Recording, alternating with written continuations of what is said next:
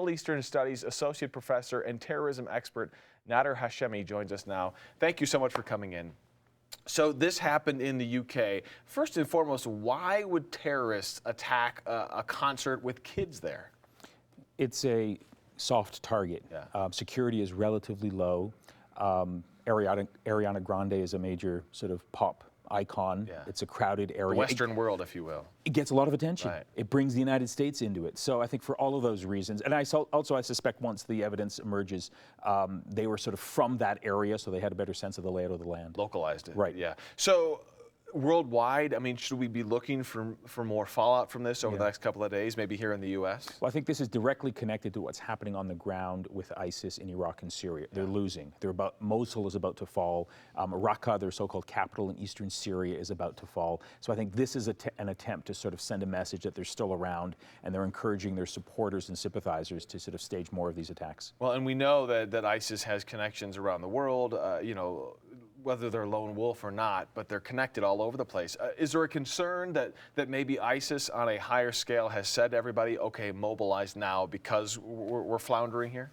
I think that is a concern. I think what we're learning now from this particular attack, that this seems like more of an ISIS-inspired attack than a directed one, which is actually much more difficult to sort of detect, because if it's a lone person who's just acting on his own with a few friends, then it's tough to trace it back to ISIS-controlled territory. So when it comes to the war on terrorism, we hear that so often. Right. We hear how important that is. Yes. Are we winning? Because this sure doesn't seem like winning. Yeah. We're not winning, and I think what happened 2 days ago in Saudi Arabia with Donald Trump's visit is part of this story. When our president goes to the theological home of extremist Islam and welcomes that regime, goes to a center that's supposed to combat extremist ideology and inaugurates that center without pointing out that it's the regime in Saudi Arabia that is part of the dissemination of this particular toxic interpretation of Islam, selling arms to Saudi Arabia without pointing out the inconsistencies and the hypocrisies. This, I think, makes the situation much worse.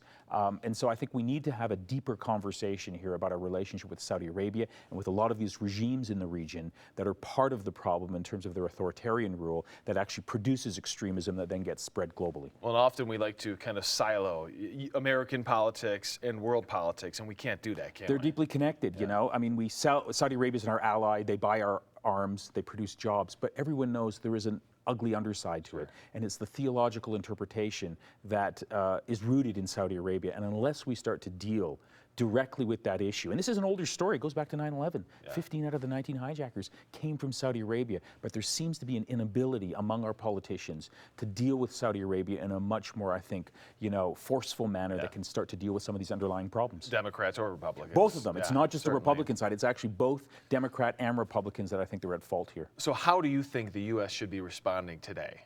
Well, I think, one, you have to sort of deal with the immediate security concerns. I think we have to make sure that our security is beefed up, because I think the chance of what happened in Manchester can happen here. There are lone wolves. We've been victims of this before. That's the first step. But we also have to be dealing with the longer-term problems here of, the ideology, the countries that sort of support it, and how can we sort of better confront these particular individuals, many of them who are radicalized online. I mean, that's a big issue that we still haven't sort of, I think, come to terms with. So there's a lot of things that need to be done. But the first one, obviously, is our immediate sort of security that has to be beefed up in response to something like this. Well, it's insanely tragic to see what happened in the UK. Horrific, we know 12 of the injured were 16 years and younger, and we still haven't seen exactly how many of those people who were killed are young people as well. But it just breaks your heart. All of us who have children or have relatives of that age group can immediately empathize with those people who go to a concert that we've all been to.